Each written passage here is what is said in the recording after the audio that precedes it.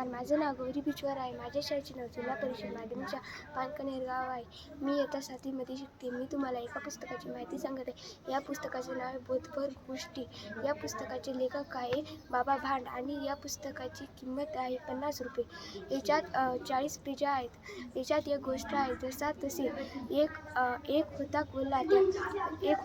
त्याने तो खूप चालाक होता आणि त्याने एक दिवस त्याच्या मित्राला कासवाला घरी जेवायला बोलवले आणि म्हणाला की तू माझ्या घरी जेवायला चाल. ते म्हणाला मी थोड्या वेळाने येतो. आणि मग ते म्हणाले की तू ये मी जाते. आणि मग कोल्हा गेला आणि त्याने घरी जाऊन खीर बनवली आणि त्याने कासवाची वाट पाहिली, पण कासव नाही आला. आणि मग त्यांनी खूप वेळ झाली की कासव आला आणि म्हणाला माझं एक काम होतं म्हणून मी उशीर झाला. मग ते कासव आणि ते जेवू लागले, पण कासवाला जेवता येत नव्हतं कारण की कासवाला एका ग्लासमध्ये पाहिजे होतं आणि कोल्ह्याला एका प्लेटीत पाहिजे होते. पण कोल्ह्याच्या घरी एक ग्लास नव्हता म्हणून त्याने त्याला प्लेटमध्ये दिले.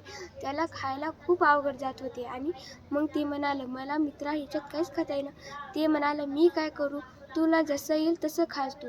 आणि असे म्हणून कासवाला खूप राग आला आणि ते त्याच्या घरी गेले. मग एके दिवशी असेच 2-4 दिवस ते बोललं नाही आणि एके दिवशी त्याला कासवला कोल्हा दिसला आणि ते म्हणाला आज मी तुझा बदला घेतो.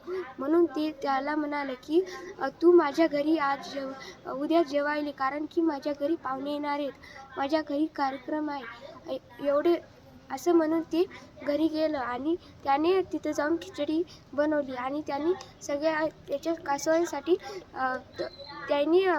कासवानं सगळ्यासाठी खिचडी बनवली आणि कासवानी त्याच्या घरी पाहुणे आली आणि मग सगळे पाहुणे जेवले.